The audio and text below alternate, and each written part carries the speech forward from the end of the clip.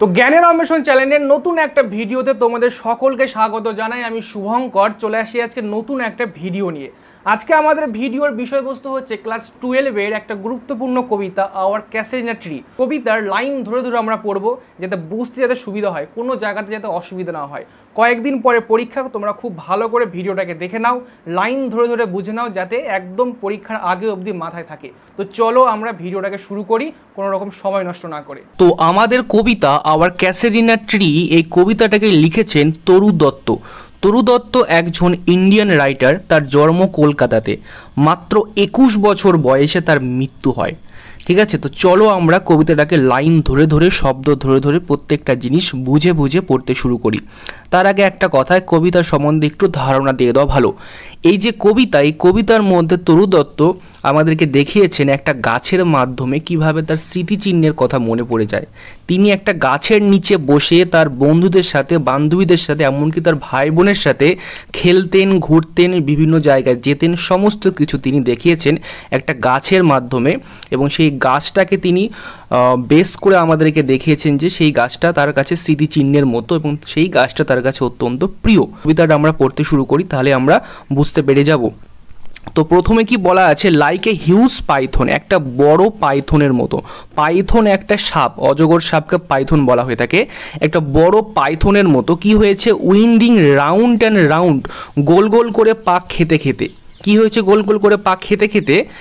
The রাক tank, রাক tank মানে হচ্ছে যে গাছের গুড়ি হয়, সে গাছের গুড়ি বেয়ে বেয়ে। তাহলে আমরা দেখলাম কি একটা বড় অজগর সাপের মতো গাছের গুড়ি বেয়ে বেয়ে, ইনডেন্টেড ডিপ উইথ স্কার, গাছের গুড়ির মধ্যে গভীর ক্ষত সৃষ্টি করার মাধ্যমে, up to its very summit near the star, এটা পৌঁছে গেছে গাছটার আগালে, একদম নক্ষত্রের কাছে। স্টার মানে তো নক্ষত্র হয়, সামিট মানে গাছের যে আগাল তাকে বলা হয়ে থাকে সামিট। এ ক্রিপার ক্লাইম্স, একটি লতা উঠে গেছে। তাহলে এতক্ষণ ধরে কিন্তু আমরা লতার সম্বন্ধে পড়লাম। লেখিকা এখানে সেই গাছের যে লতাটা সেটাকে বলেছেন পাইথন। মনে রাখবে, এটা পরীক্ষার জন্য ইম্পর্টেন্ট। ঠিক আছে, তো পাইথন বলেছেন। পাইথন একটা অজগর সাপ, সে অজগর সাপের মতো লতাটা গাছের উপরে উঠে গেছে। ইন হুস এমব্রেন্স, যার জড়িয়ে ধরার বন্ধন থেকে, no other tree could live, কোনো গাছই বেঁচে উঠতে পারে না। তাহলে এই যে লতা, যে লতাটা অনেক উপরে উঠে গেছে, একদম গাছের ডালের উপরে চলে গেছে, সেই লতার বন্ধন থেকে কোনো গাছই কিন্তু বেঁচে উঠতে পারে না। বাট গ্যালান্টলি, কিন্তু দুঃসাহসিকভাবে বা সাহসিকতার সাথে, the giant wore the scarf, এই যে বিশাল বড় দৈত্য, এই দৈত্য বলতে কিন্তু সেই বড় ক্যাসেরিনা গাছকে বলা হচ্ছে। ঠিক আছে, ক্যাসেরিনা ট্রি কিন্তু আকারে বিশাল বড়, তো সেই বড় গাছকে এখানে বলা হচ্ছে জায়েন্ট। আর জায়েন্ট মানে কি দৈত্য বা দানব। এই যে দানবটা সেটা পড়ে আছে কিসের মতো, স্কার্ফ। স্কার্ফ মানে চাদর, চাদরের মতো করে পড়ে আছে এই গাছের লতাটাকে। অ্যান্ড এবং ফ্লাওয়ার আর হ্যাংস, এবং সেই গাছ থেকে কি ঝুলছে, ফুলগুলো ঝুলছে।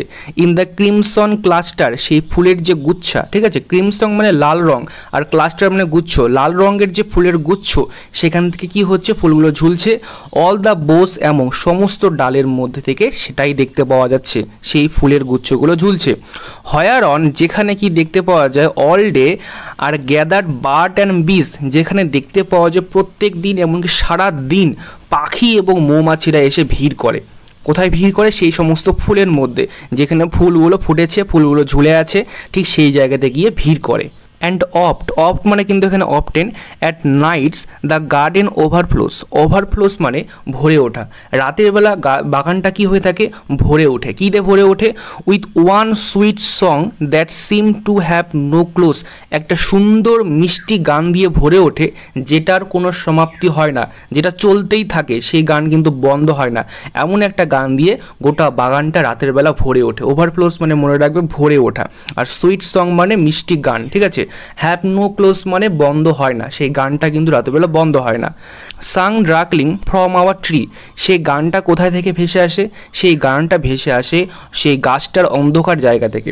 কারণ গাছটা কিন্তু লতা পাতাতে ভর্তি হয়ে আছে, আর ভর্তি হয়ে থাকার জন্য সেই গাছটার যে অন্ধকার অংশ সেখান থেকে সেই গানটা ভেসে আসে। হোয়াইল মেন রিপোজ, যখন মানুষজন ঘুমোয়, রিপোজ মানে ঘুমোনো।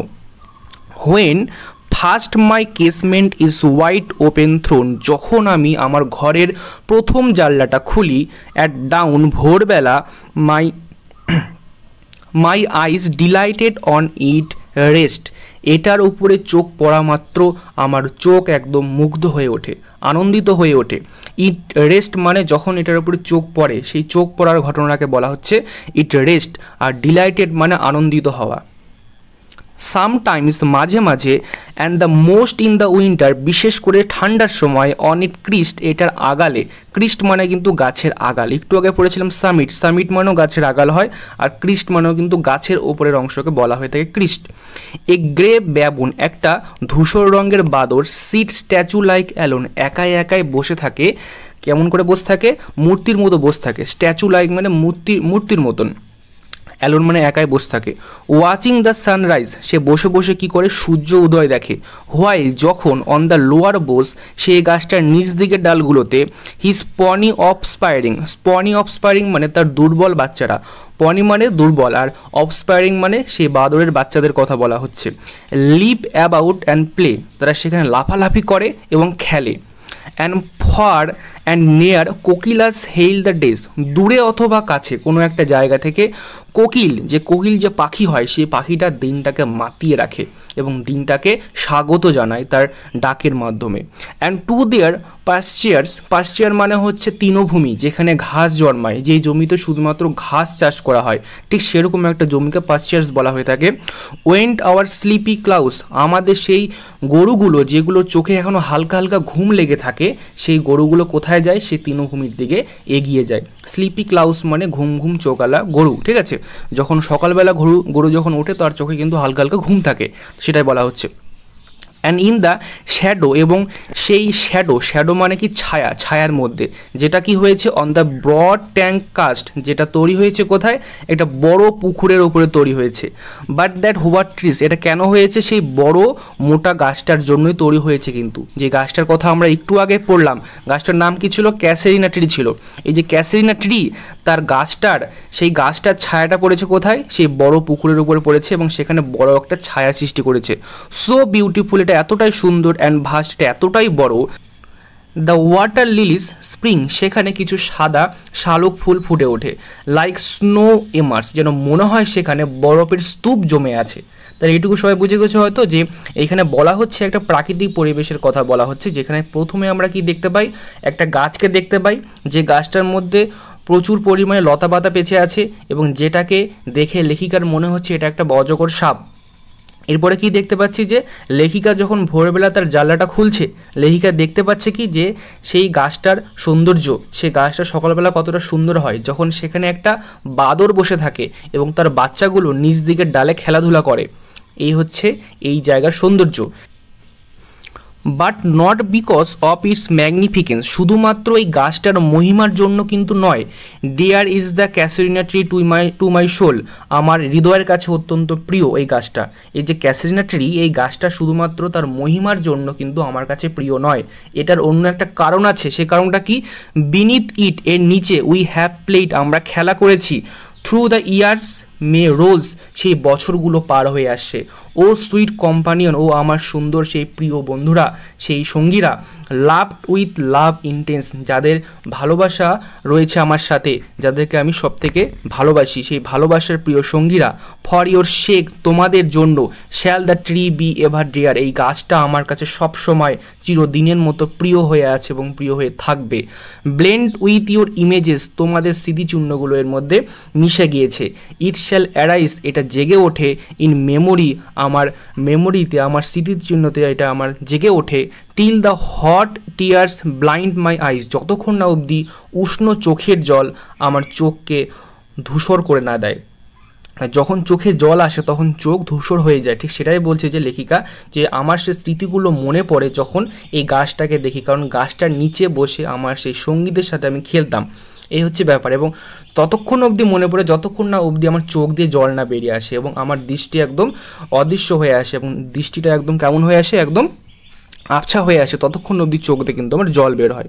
What is that dirge like murmur that I hear ডায়রিয়া একটা দুঃখের সঙ্গীত, ঠিক আছে। মারমার মানে কি আর্তনাদ, এই যে আর্তনাদ যেটা ভেসে আসে গাছের কাছ থেকে, এটা কি, দ্যাট আই হেয়ার যেটা আমি শুনতে পাই। Like the sea breaking on the single beach যেন মনে হয় সমুদ্র সেই নুড়ি কাকড়যুক্ত সেই তার সৈকতের উপরে আশ্রয় পড়ছে। সমুদ্র যখন সৈকতের উপর আশ্রয় পড়ে এবং সেখানে যদি প্রচুর পরিমাণে পাথর থাকে, নুড়ি কাকড় থাকে, তাহলে কি হবে, সেখানে একটা শব্দ হবে। ঠিক সেই শব্দের মতোই এখান থেকে একটা আর্তনাদ ভেসে আসে বা কোনো একটা দুঃখের সঙ্গীত ভেসে আসে। এটা আসলে কি? It is the trees lament, এটা কি সেই গাছটার কান্না?